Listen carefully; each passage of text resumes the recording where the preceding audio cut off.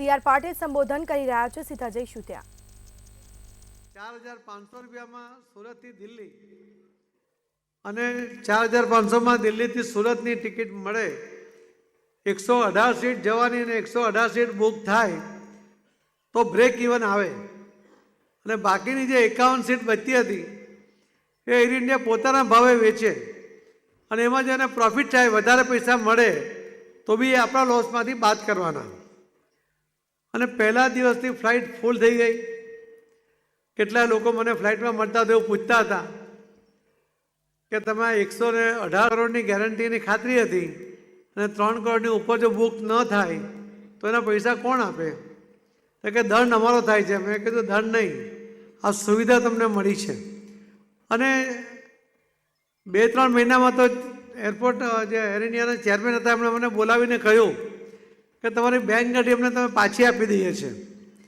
મેં કીધું તમે બેંક ગેરંટી તો પાછી આપી દો, પણ તમારા ટિકિટના ભાવના ગેરંટીનું શું? તો કે ના, એ કેન્સલ। મેં કીધું એવું તો ના થાય, આપણો તો કોન્ટ્રાક્ટ થયેલો છે 1 વર્ષનો, એટલે 1 વર્ષ તો તમારે 4500માં જ અમને લાવવાને લઈ જવા પડે। અને એના કારણે 1 વર્ષ સુધી એ સુવિધા મળી। પછી તો ઇન્ડિગો આવી। તે વખતે હું પીએમ સાહેબને મળ્યો। મેં કહ્યું સાહેબ, સુરત એમાં એક રેકોર્ડ સર્જવા જઈ રહ્યો છે। એ કે શું છે? મેં કીધું સાહેબ, એક જ દિવસે 7 શહેરોને જોડતી ફ્લાઇટો એ સુરતથી શરૂ થાય છે। એમને પણ આશ્ચર્ય થયું। એમણે એમના અધિકારીને પછી કહ્યું કે તમે ચેક કર। એટલે અધિકારીએ મને કહ્યું કે ખરેખર શું છે? મેં કીધું તમે ઓનલાઈન ટિકિટ મળે છે, સાથે હું ચેક કરો આજની તારીખમાં ટિકિટ છે કે નહીં। ને એમણે ચેક કર્યું, એમણે સાહેબને પણ રિપોર્ટ કર્યો અને સુરતનો આ રેકોર્ડ પણ આજ સુધી અકબંધ છે કે એક જ દિવસમાં 7 શહેરોને જોડતી ફ્લાઇટો એ પણ અહીંયા શરૂ થઈ। આ ફ્લાઇટો શરૂ કરવી એ મોટી વાત નથી, પણ એ સતત એને બિઝનેસ મળે, સતત એને કામ મળે અને એના કારણે કન્ટિન્યુટી જળવાય, એમાં તો સુરત ક્યાંય પાછું ના પડે। હજુ બીજી 50 ફ્લાઇટ આપે ને તો પણ સુરતને ઓછી પડે એટલા લોકો વિમાનમાં પ્રવાસ કરવા માટે તૈયાર છે। હું ઘણીવાર પ્લેનમાં જ્યારે આવતો તો કોઈ ઓળખીતો મળે જ નહીં। લાઇનમાં દિલ્હીથી આવવાનું હોય ત્યારે લાઇનમાં ઊભા હોઈએ તો કોઈ આપણને પૂછે જ નહીં। એમને ખબર નહીં કે આ ભાઈ સુરતના સાંસદ છે।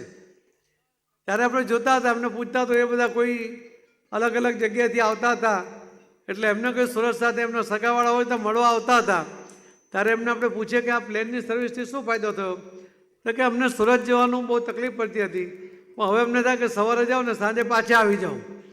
એ પ્રકારની વ્યવસ્થા ઊભી થઈ। કોઈ પ્રસંગમાં સુરતને પણ બહાર જવું હોય, દિલ્હી જવું હોય કે અન્ય જગ્યાએ, તો એના માટે સુવિધા ઊભી થઈ। કનેક્ટિવિટી એ ગ્રોથ માટે અત્યંત આવશ્યક હોય છે અને વાત સુરત સિવાય બીજું કોણ સમજી શકે? અને એટલા જ માટે મોદી સાહેબે જ્યારે આપણને સુવિધા કરી આપી ત્યારે એનો ભરપૂર લાભ લઈને સુરતનો ગ્રોથને વધારવામાં તમે બધાએ જે સહયોગ આપ્યો છે એના બદલ તમને ખૂબ ખૂબ આભાર માનું છું, ખૂબ ખૂબ અભિનંદન આપું છું। આપણે જેમ રામ મંદિરનું આંદોલન 400 વર્ષથી ચાલતું હતું, 396 વર્ષથી ખૂબ આંદોલનો થયા, ખૂબ સંઘર્ષ થયો, કેટલાય લોકો શહીદ થયા, કેટલાય લોકોએ ગોળીઓ ખાધી, કેટલાય લોકો જેલમાં ગયા। પણ ચેમ્બરવાળા રજનીભાઈ જ્યારે રોજ પત્ર લખે, આ જ્યારે ફ્લાઇટ ચાલુ થઈ ને એમાં એ પત્રોનું બી યોગદાન છે, કેમ કે સતત એ વાતાવરણ બનાવતા રહ્યા। મને યાદ હશે કે કદાચ એક પણ દિવસ એવો ખાલી નહીં હોય કે રજનીભાઈએ એક પત્ર નહીં લખ્યો હોય। ચેમ્બરમાં પણ એમની જવાબદારી આ એરપોર્ટ માટેની જ હતી અને એવા રજનીભાઈ જેવા આગેવાનો એમને સતત સક્રિય રહેવાને કારણે સુરતને આ ફ્લાઇટ મળી। સુરતના ટેક્સટાઇલના ઉદ્યોગકારોએ 3 એસોસિએશન, પાંડેસરા, સચિન, કમલભાઈ હતા, વિશાલને એમની ટીમ હતી, વિપુલ દેસાઈ કડોદરામાં હતા અને એમની ટીમ હતી। એમણે એકી અવાજે 3 કરોડ રૂપિયાની બેંક ગેરંટી આપી દીધી। મેં એમને કહ્યું કે લોસ થશે તો આ પૈસા પાછા નહીં આવશે, તો કે કંઈ વાંધો નહીં, શહેરના હિતમાં અમે આ કરવા તૈયાર છીએ, હજુ જરૂર પડશે તો અમે આપવા તૈયાર છીએ। પછી હું કમલભાઈને લઈને એકવાર દિલ્હી ગયો, ત્યાં ચેરમેનને મળ્યા, ત્યારે અમે એમને કહ્યું કે હજુ 2-3 ફ્લાઇટ આપવો જોઈએ તો 10 કરોડ બીજા આપી દઈએ બેંક ગેરંટીમાં, એવી પ્રપોઝલ ત્યાં કમલભાઈએ કરી। પણ એની જરૂર નહીં પડી. અહીંયા બિઝનેસ હતો, સ્વાભાવિક છે બધા જ લોકો એના કારણે અહીંયા આવવા માંગતા હતા.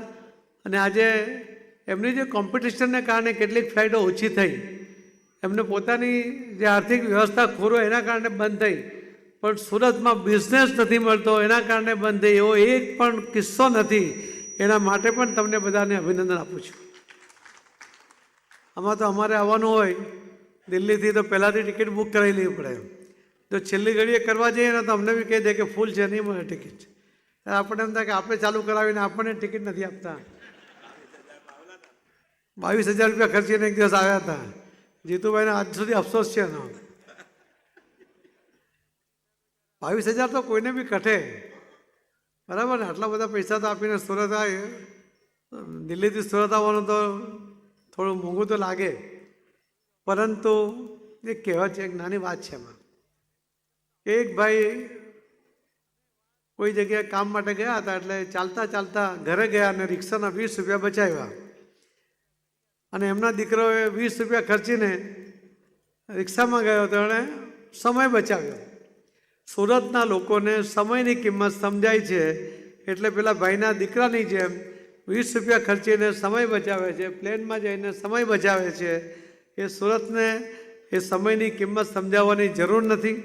તમને બધાને આ સુવિધા મળી છે. આવી અનેક સુવિધાઓ આપણને અહીંયા મળી રહી છે. આ એક પુસ્તક લખ્યું એટલે ખરેખર તો મને અન્યાય કર્યો. હમણાં PM સાહેબ નવસારી આવ્યા હતા ત્યારે એમણે એક વાત કહી, કદાચ તમે વાંચ્યો હશે પેપરમાં.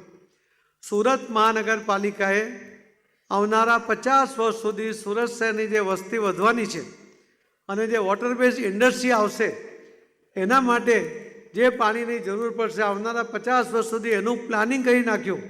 એના માટે બરાજના ટેન્ડર થઈ ગયા, એના માટે પાળાના ટેન્ડર થઈ ગયા અને એનું હવે ટેકનિકલ બધી જ NOC એની આવી ગઈ અને થોડા દિવસમાં એનું કામ ચાલુ થઈ જશે.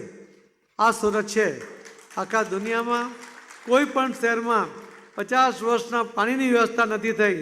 આપણે તો માતા તાપીના આપણને આશીર્વાદ છે એટલે આપણે વ્યવસ્થા કરી શકીએ. પણ એની સાથે એક શબ્દ મોદી સાહેબ બોલી ગયા હતા. મોદી